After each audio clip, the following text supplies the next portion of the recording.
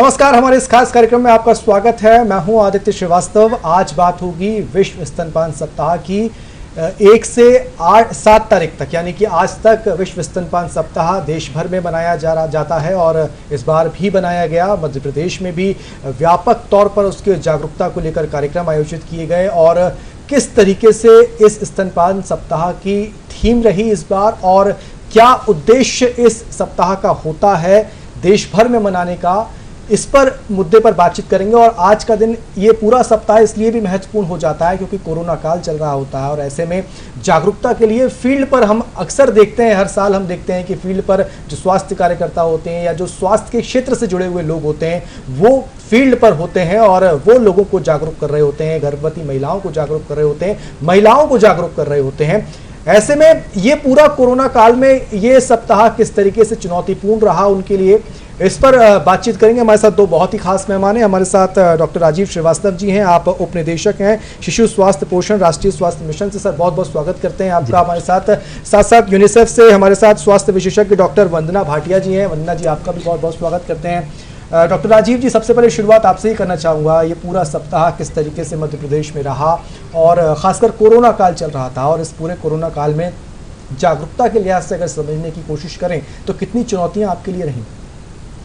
नहीं, देखिए, कोरोना काल में चुनौतियां तो हैं ही, लेकिन इसके साथ साथ जो हमारे नियमित स्वास्थ्य से संबंधित गतिविधियां हैं उन पर भी हम लगातार काम कर रहे हैं। और स्तनपान सप्ताह एक जागरूकता अभियान चलाने का एक समय था जो कि पूरे विश्व में हम लोगों को जागरूक करते हैं, विशेष रूप से माताओं को, कि वो अपने बच्चों का स्तनपान करें। स्तनपान का महत्व बताना होता है और ये हमने इस पूरे सप्ताह में निरंतर जारी रखा। हाँ, थोड़ी सी इस बार जो काम करने की पद्धति थी उसमें परिवर्तन आया, क्योंकि हर बार हम जब करते थे तो हम कुछ ग्रुप मीटिंग्स करते थे, रैलीज निकाली जाती हैं, कम्युनिटी में थोड़ी एक्टिविटीज़ ज़्यादा होती थी। इस बार उसकी अपेक्षा हमने सोशल मीडिया पर फोकस किया, हमने मैसेजेस बनाए, लोगों को भेजे और उनके अवेयरनेस करने की प्रयास किया। डॉक्टर वंदना, किस तरीके से यूनिसेफ की भूमिका थी, क्योंकि यूनिसेफ को हम इस लिहाज से भी समझते हैं कि जो भी स्वास्थ्य के क्षेत्र में बड़े कदम इस देश में उठाए जाते हैं उसमें यूनिसेफ की एक बहुत बड़ी भूमिका होती है। दुनिया में जिस तरीके से स्वास्थ्य के क्षेत्र में कदम उठाए जाते हैं, तो इस बार मध्य प्रदेश के लिहाज से अगर समझने की कोशिश करें तो आप लोगों की किस तरीके की भूमिका थी? जी, आप बिल्कुल सही कह रहे हैं। यूनिसेफ स्तनपान सप्ताह और साथ साथ में जो विश्व भर में निमोनिया डायरिया की वजह से जो शिशु मृत्यु दर है उसको कम करने के जो कारण हैं, उसमें सबसे जो महत्वपूर्ण कारण होता है बच्चों में या शिशुओं में स्तनपान ना कराना या पर्याप्त स्तनपान ना कराना, ये एक कारण होता है। तो हमारे लिए इसके लिए जो प्रचार प्रसार, ये सबसे बड़ी भूमिका रही है हमारी। और साथ साथ में हम डॉक्टर्स नर्सेज एसोसिएशंस के साथ मिलकर बहुत सारे ट्रेनिंग के कार्यक्रम करते हैं और सरकार के साथ मिलकर हम पूरे जो हमारे फ्रंटलाइन वर्कर्स होते हैं, अस्पताली कार्यकर्ता होते हैं, मैदानी कार्यकर्ता होते हैं, उनकी ट्रेनिंग्स और उनकी जो मॉनिटरिंग होती है उसमें हम लोग सहयोग देते हैं स्वास्थ्य विभाग को। और इस बार भी हमारी ये जो 2 अलग अलग सप्ताह थे साथ में जुड़े रहते हैं, एक के पीछे एक आता है। ORS सप्ताह आता है एक और एक स्तनपान सप्ताह आता है। तो दोनों में प्रचार प्रसार और दोनों का जो साथ में मिलकर काम जो है, मैसेजेस हैं खास करके माताओं के लिए गृह भेंट के द्वारा, ये सब हम कंटिन्यू जारी रखते हैं। और इसमें प्रमुख जो भूमिका होती है हमारी माताओं की, उनके फैमिली मेम्बर्स की, उसके लिए हम लोगों को मोटिवेट करते हैं, उनके लिए मैसेजेस देते हैं। और कोविड के दौरान खास जो नई मैसेजेस आई हैं कि हम माता और शिशु को कोविड के दौरान अलग करने की ज़रूरत नहीं है। अगर शिशु है और उसे स्तनपान की ज़रूरत है तो वो हम जारी रख सकते हैं। माँ मास्क पहनकर, हाथ धोकर ये जारी रख सकती है। डॉक्टर राजीव जी, जिस तरीके से ये पूरा सप्ताह मनाया जाता है, स्वाभाविक सी बात है माँ और शिशु के स्वस्थ होने के लिए ही, वो स्वस्थ रहें हमेशा, लिहाजा यही एक बहुत बड़ा उद्देश्य उसका होता है। पिछले कई सालों से हम इसको मनाते आ रहे हैं। ऐसे में आंकड़ों के लिहाज से अगर कुछ समझने की कोशिश करें तो कितना सुधार आया है मध्य प्रदेश के लिहाज से अगर समझने की कोशिश करें तो शिशु स्वास्थ्य दर की अगर बात की जाए, मातृ स्वास्थ्य दर की अगर बात की जाए, उसमें कितना सुधार आया है?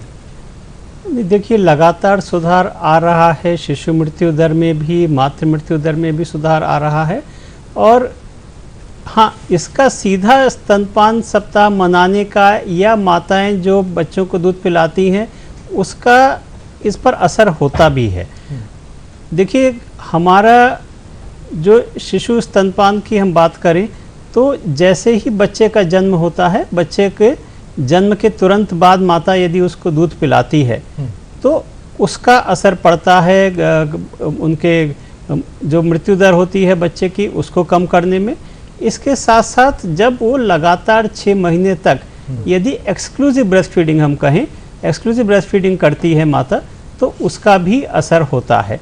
तो ये दोनों ही चीज़ें बहुत आवश्यक हैं हम, और इन पर हम लगातार अवेयरनेस की बात करते हैं। हम स्तनपान में बढ़ावा देने की जब हम बात करते हैं तो हम इन्हीं दोनों चीज़ों की बात करते हैं। डॉक्टर वंदना, आप कोरोना काल में किस तरीके से सावधानी रखी जानी चाहिए इस दौरान, इसकी चर्चा कर रही थी। और मैं दरअसल यही आपसे जानना चाहूँगा कि चूँकि लोगों के अंदर एक भ्रांतियाँ हैं कि चूँकि अगर मान लीजिए माँ को कोरोना है और बच्चा है, छोटा बच्चा है, उसको फीडिंग कराना है या कुछ इस तरह, क्योंकि स्वाभाविक सी बात है छोटे बच्चों के लिए तो बहुत खतरे की घंटी वहाँ पर हो जाती है। ऐसे में किन बातों का खास तौर से ख्याल रखा जाए? जी बिल्कुल। एक तो प्रथम बात जो हमें ध्यान रखना है कि माँ और शिशु उनको सेपरेट नहीं करना है, अलग नहीं करना है। मान लीजिए अगर घर में कोई माँ हैं जिन्होंने अभी अभी शिशु को जन्म दिया है, तो उनसे बाकी के लोग जो हैं बाहर से आना जाना जो करते हैं वो थोड़ा दूर रहें। और माँ अगर मान लीजिए कोई है तो उसको बच्चे को, शिशु को उठाने के पहले हमेशा हाथ धोए। पर्याप्त जो है विधि है जो हमें 10 बार हर विधि करके हम हमेशा दिखाते हैं, सुमन कुमारी, हम एक स्टेप्स बताते हैं, उस स्टेप्स को करते हुए अगर हाथ धोए, मुंह में अगर वो खुद माँ पॉजिटिव है तो वो मुंह में मास्क लगा के वो शिशु को साथ रख के उसका स्तनपान जारी रख सकती है। अगर माँ में कोई गंभीर लक्षण है, मान लीजिए उसको सांस लेने में दिक्कत है और अस्पताल में उसको भर्ती करने की ज़रूरत है, तब हमें किसी और की मदद लेकर शिशु को जो है संभालना होगा। ऐसे में माँ कटोरी चम्मच में दूध निकाल कर भी अपने स्तन से दूध एक्सप्रेस कर कर भी बच्चे को पिला सकती है। तो ये चीज़ें हमें ध्यान रखना है। अभी की जो स्वास्थ्य विभाग की गाइडलाइन है वो यही कहती है कि माँ और शिशु को अलग नहीं करना है, हाथ धोना है। अगर सर्दी खांसी कोई तकलीफ़ है तो हमेशा मास्क पहने रखें और हम कोशिश करें कि हम कोहनी में छींकें, हम इस तरह ना छींकें ताकि बार बार हाथ गंदे ना हो। और बाहर से आने जाने वाले रिश्तेदारों को दूर रखें, माँ और शिशु से दूर रखें। तो ये कुछ सावधानियां हमें कोरोना काल में बरतना ज़रूरी है। डॉक्टर राजीव जी, जिस तरीके से हर साल जब ये सप्ताह मनाया जाता है, जो कि अभी तक हम देख रहे थे ये परंपरागत एक तरीका था कि जब ये सप्ताह आता था तो जो भी आपके फ्रंट लाइन वर्कर्स होते थे वो फील्ड पे जाते थे, लोगों को जागरूक करते थे। लेकिन इस बार रणनीति में किस तरीके से बदलाव हुआ? हालांकि आपने बताया कि सोशल मीडिया का इस्तेमाल सबसे ज़्यादा किया गया इस बार, तो क्या कुछ टेक्निक्स भी उनको बताई गई या कुछ ट्रेनिंग भी पहले जो ट्रेनर्स हैं उनको दी गई? क्योंकि एक सोशल मीडिया का इस्तेमाल करना और उसके बाद जो उद्देश्य है, जो मैसेज है लोगों तक पहुँचना, महिलाओं तक पहुंचना, वो कैसे डिलीवर हो, इसकी कोई ट्रेनिंग भी हुई, कोई विशेष रणनीति बनाई गई? नहीं, देखिए, रणनीति हमने यही बनाई थी कि हम जो हमारे पास पहले हम बहुत ज़्यादा उपयोग करते थे, हमारा जो प्रिंट मीडिया है उसका उपयोग करते थे और फेस टू फेस हम मीटिंग्स करके महिलाओं को समझा रहे थे। अभी काफ़ी सारे वीडियोस भारत सरकार ने भी बनाए, हमारे डेवलपमेंट पार्टनर्स ने भी बनाए और वीडियोस हमने सर्कुलेट किए, जिसमें कि उसके न केवल महत्व को बताया बल्कि सही तरीके से कैसे ब्रेस्ट फीडिंग कराया जाए और ये कोविड के महामारी के दौरान उसका महत्व क्या है और उसको कंटिन्यू रखना है।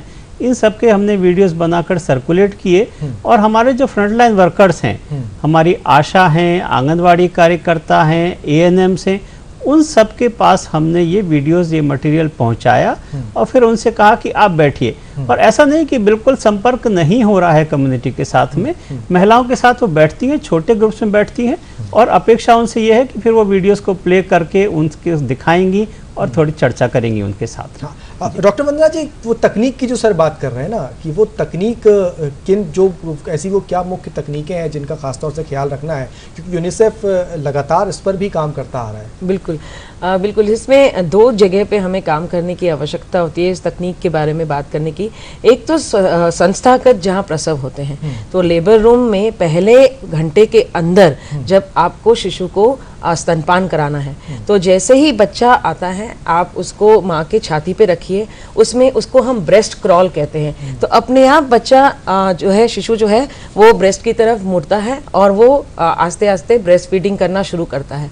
इससे दो फायदे होते हैं माँ को, एक तो गर्माहट आती है शिशु में और माँ की जो एंग्जाइटी होती है वो थोड़ी कम हो जाती है, उसको जो प्रसव के दौरान दर्द हुआ है वो कम हो जाता है, ब्लीडिंग कम हो जाती है और माँ और शिशु की बॉन्डिंग शुरू हो जाती है। और जल्द से जल्द शिशु पहले घंटे में जो पहला गाढ़ा पीला दूध माँ का मिलना चाहिए वो उसको मिलना शुरू हो जाता है, उससे उसकी इम्यूनिटी बनती है, वो उसका पहला टीका होता है। उसके बाद इसको इस पोजीशन में जब मदर को हम लोग ट्रांसफर भी करते हैं तो हम स्किन टू स्किन पोजीशन में ही ट्रांसफर करें शिशु को, पोस्टनेटल वार्ड में भी इसको कंटिन्यू करें, इसकी डेमोन्स्ट्रेशन करें। मैं एक गुड़िया लाई हूँ आपको दिखाने के लिए। तो मान लीजिए ये शिशु है और इसको आप उठा रहे हैं तो इसके अलग अलग पोजीशंस हैं। आप इस तरह से उसको रख सकते हैं शिशु को, माँ को कंफर्टेबल करते हुए, थोड़ा बैक में रेस्ट देते हुए।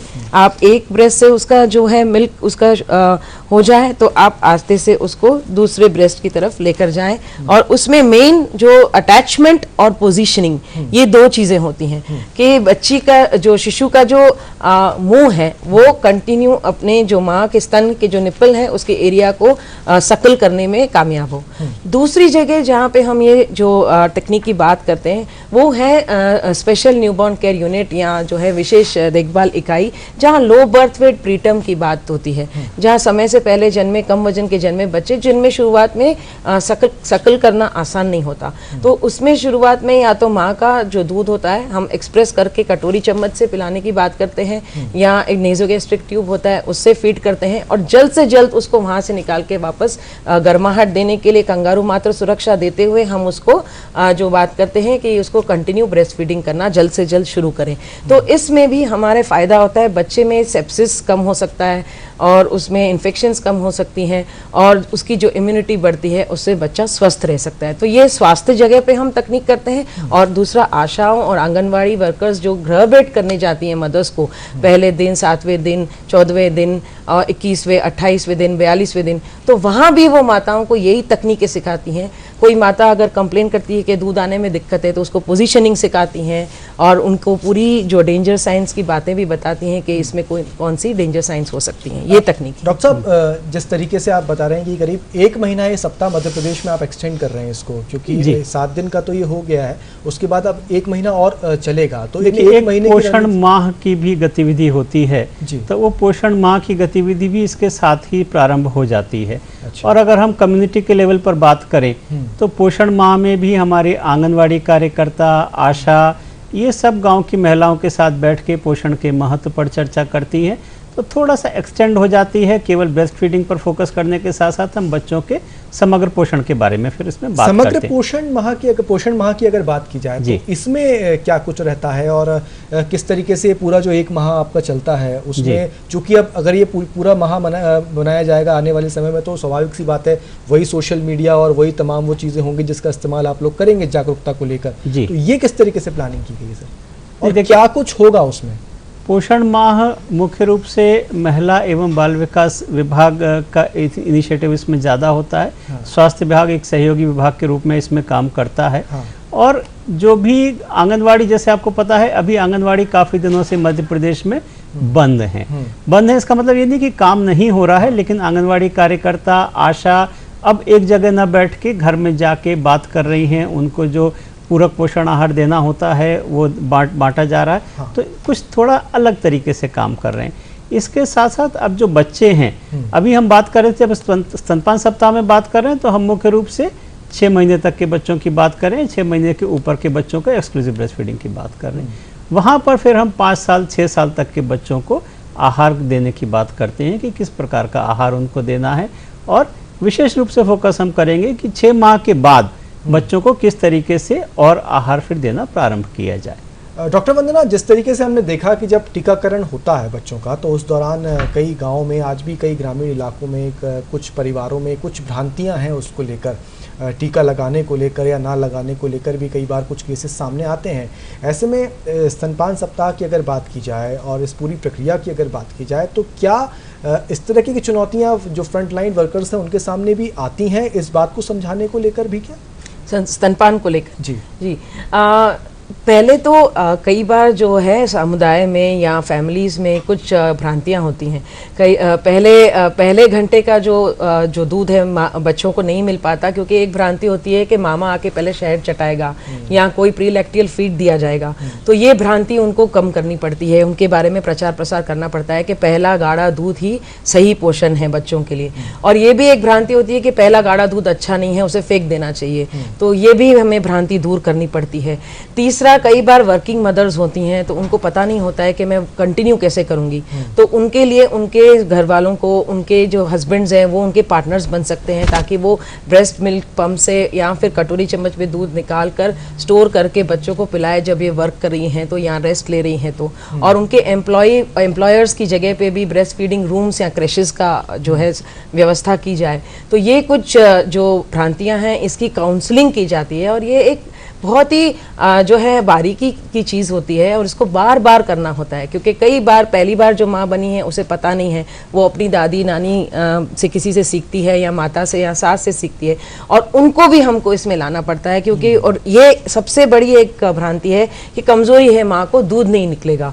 तो माँ को ताकत देने के लिए अगर माँ में कैल्शियम की, आयरन की कमी है, आयरन फोलिक एसिड की कमी है, तो वो भरपूर दे के और उसको समझाना कि जितना बच्चे का छोटा सा पेट है उतनी बूंद दूध उसके लिए काफ़ी है। और अगर बच्चा टाइम से अगर मल और पेशाब कर रहा है दिन में, तो उसकी भूख पूरी हो रही है, आप चिंता ना करें, बच्चा बढ़ रहा है। तो ये चीज़ें हमें बार बार काउंसिल करना होता है। डॉक्टर साहब, एक बहुत महत्वपूर्ण बात वंदना जी ने कही कि जो वर्किंग वुमेन्स हैं उनके साथ कुछ दिक्कतें हैं। अगर वो वर्क मान लीजिए कार्य क्षेत्र पर अगर जाती हैं तो वहाँ पर फीडिंग को लेकर प्रॉब्लम्स हैं। तो एक बहुत बड़ा मुद्दा एक देश में ये भी बनता है कि उस कार्य क्षेत्र में फीडिंग एरिया बनाए जाएँ, फीडिंग रूम्स बनाए जाएँ। क्या इसको लेकर सरकार किस तरीके से फोकस है? सरकार किस तरीके से जो स्टेक होल्डर्स हैं इस क्षेत्र में या जो फील्ड के लोग हैं उनको किस तरीके से उनके साथ बातचीत कर रही है?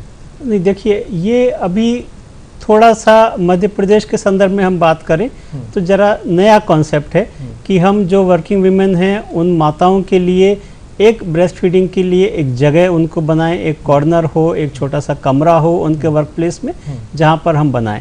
तो इसमें हमारे जो भी डेवलपमेंट पार्टनर्स हैं उनके साथ राष्ट्रीय स्वास्थ्य मिशन ने चर्चा की है, और हमने एक इनिशिएटिव लिया है कि कम से कम जो हमारे अस्पताल हैं, हमारे अस्पतालों में बहुत सारी महिलाएं काम करती हैं, तो वहाँ हम उनके लिए जगह दे पाएँ एक, और उसके बाद में फिर इस तरह के और जगहों में भी हम स्थापित करें एक ब्रेस्ट फीडिंग के लिए एक निर्धारित जगह हो जहां जाके माता आराम से अपने बच्चे को, और कुछ क्रश की भी व्यवस्था हम कर रहे हैं कि बाकी समय में जब माता काम में जाती है तो कोई उसके बच्चे की देखभाल करने वाला हो।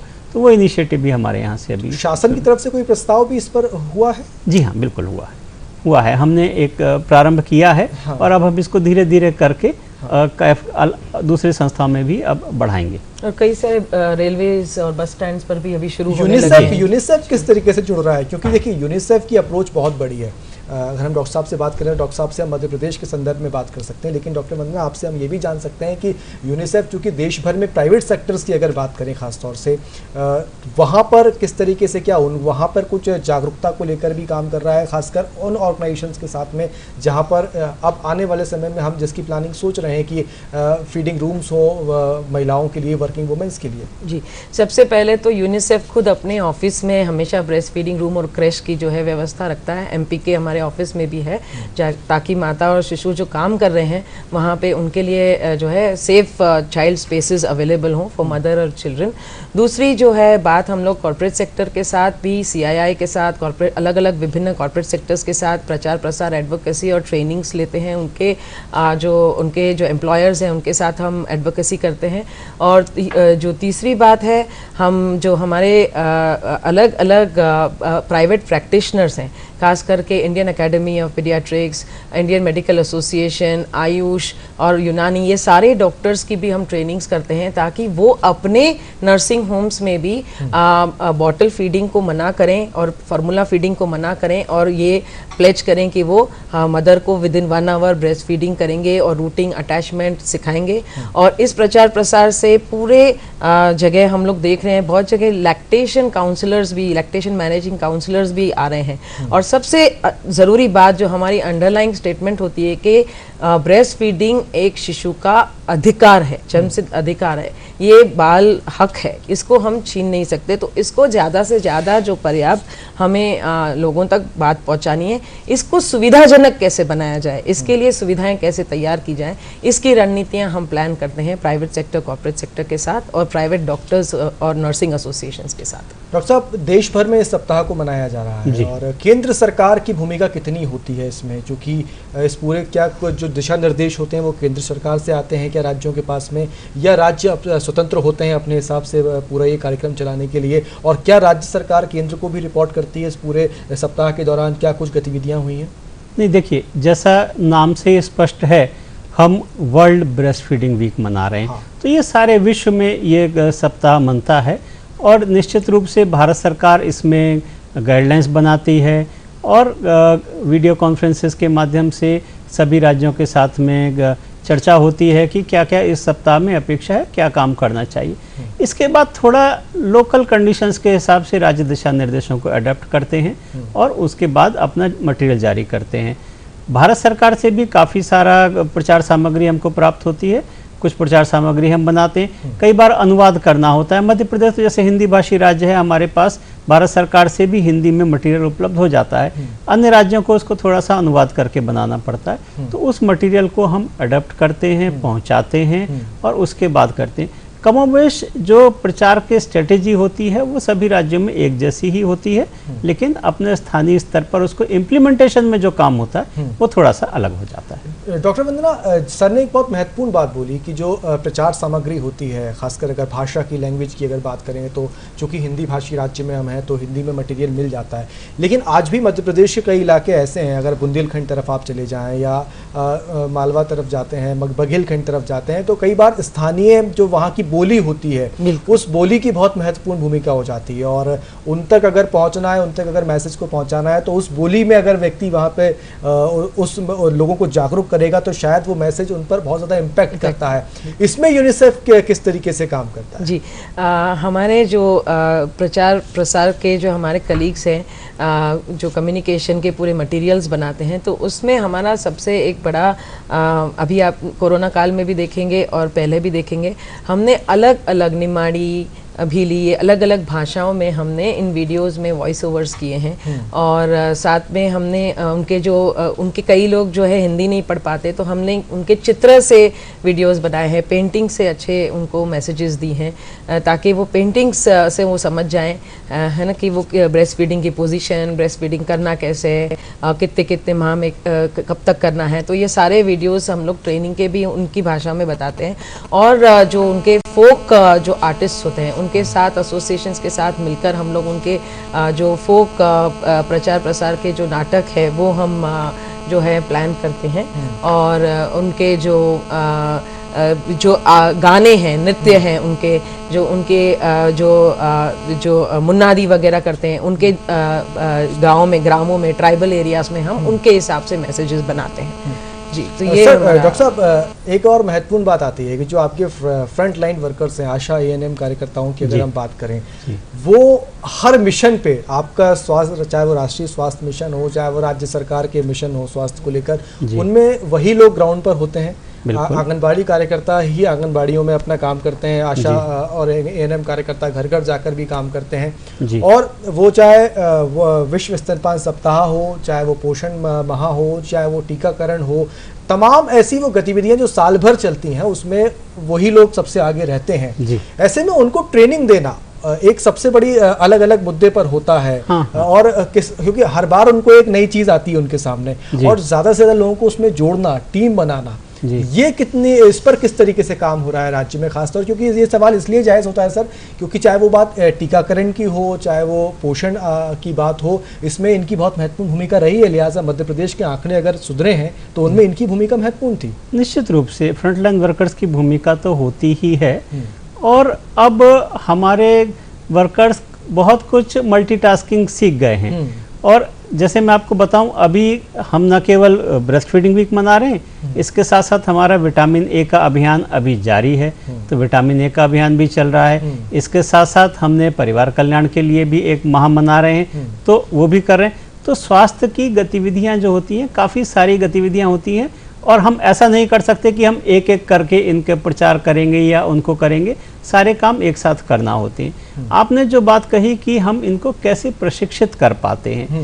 देखिए टीम्स, जहाँ तक टीम्स की बात करें तो टीम तो बनी हुई है, वही टीम्स सभी काम कर लेती हैं। थोड़ा सा उनका माइक्रो प्लानिंग करना पड़ती है और माइक्रो प्लानिंग का सबसे अच्छा उदाहरण होता है जब हम टीकाकरण कार्यक्रम चलाते हैं। टीकाकरण के लिए जैसे माइक्रो प्लानिंग करते हैं, उसी प्रकार की माइक्रो प्लानिंग फिर हम अन्य कार्यक्रमों के लिए भी करते हैं। तो एक हमारा सप्ताह में VHND का प्रोग्राम होता है, जैसे हमारा वो जाएगी और वहाँ पर टीकाकरण करेंगी महिला, तो एक गांव में महीने में एक बार ही टीकाकरण करना है। वो बाकी आशा उसके बाकी दिनों में अपने स्थानीय स्तर पर काम कर सकती है। ANM जब वहाँ पर आएगी तो उनके साथ मिलके, तो ANM जिस दिन आती है उस दिन की गतिविधियां कुछ अलग हैं, बाकी दिनों में आंगनवाड़ी कार्यकर्ता और आशा मिलकर काम करती हैं। तो इस तरह के माइक्रो प्लानिंग करके और हम उनको यहाँ से लगातार प्रशिक्षण देते रहते हैं। इस समय थोड़ा सा चैलेंजिंग है कि प्रशिक्षण हमको ऑनलाइन करना पड़ रहा है, तो बड़ी संख्या में हम एक बार में 300-400 फ्रंटलाइन वर्कर्स के ट्रेनिंग ऑनलाइन करते हैं। फिर उसके बाद एक फॉलोअप ट्रेनिंग करते हैं कि उनको कितना समझ में आया है। स्थानीय स्तर पर भी वो ट्रेनिंग्स कर रहे हैं, अभी स्थानीय स्तर पर भी ट्रेनिंग हो रही है। और चूंकि कोरोना का ये पूरा काल चल रहा था और इस पूरे कोरोना काल में एक चुनौती ये भी थी कि जिस तरीके से जागरूकता कार्यक्रम हमेशा हर वर्ष की भांति चलते हैं, उनमें कहीं ना कहीं रणनीति बदलनी थी सरकार को भी, यूनिसेफ को भी, और ज़्यादा से ज़्यादा लोगों तक पहुंचना लक्ष्य हमेशा होता है, इस बार भी था। और इस लक्ष्य की पूर्ति कैसे की जाए, ये एक बहुत बड़ी चुनौती इस कोरोना काल में थी। लेकिन जो एक उद्देश्य है, उद्देश्य यही है कि मातृ मृत्यु दर और स्वास्थ्य बाल मृत्यु दर की अगर बात की जाए तो उसमें कहीं ना कहीं सुधार आए, उनकी सेहत अच्छी हो, माँ की सेहत अच्छी हो, शिशु की सेहत अच्छी हो। इसी उद्देश्य से इस सप्ताह को मनाया जाता है। और मध्य प्रदेश में अब चूंकि पोषण माह भी चलना है, इस पोषण माह के साथ साथ ये गतिविधियां भी चलती रहेंगी। हालांकि 7 दिन का ये विश्व स्तनपान सप्ताह था, लेकिन 1 महीने तक भी जो आने वाले समय में पोषण माह चलना है, उस 1 महीने में भी जागरूकता के कार्यक्रम लगातार चलते रहेंगे। यूनिसेफ की एक बहुत महत्वपूर्ण भूमिका होती है इस देश में। तमाम जो स्वास्थ्य के क्षेत्र में बदलाव की अगर बात की जाए तो वो यूनिसेफ कहीं ना कहीं उसमें आगे रहता है, लोगों तक पहुंचने में, लोगों को जागरूक करने में। और एक महत्वपूर्ण चीज़, जो फ्रंट लाइन वर्कर्स हैं, आशा, ANM और आंगनबाड़ी कार्यकर्ता, वो सबसे ज़्यादा महत्वपूर्ण रोल निभाती हैं, क्योंकि वो ही जो अंतिम पंक्ति का हितग्राही होता है, अंतिम पंक्ति पर जो बैठी लाभार्थी होता है, उस तक पहुंचती हैं, उसको जागरूक करने का काम करती हैं। डॉक्टर राजीव श्रीवास्तव जी, बहुत बहुत शुक्रिया करेंगे आपका हमारे साथ जुड़ने के लिए। डॉक्टर वंदना भाटिया जी, आपका भी बहुत बहुत शुक्रिया जुड़ने के लिए। और कई महत्वपूर्ण जानकारी हमें लगता है कि हमारे दर्शकों तक पहुँची होंगी इस कार्यक्रम के जरिए। फिलहाल इस कार्यक्रम पर इतना ही, दीजिए इजाज़त, नमस्कार। नमस्कार।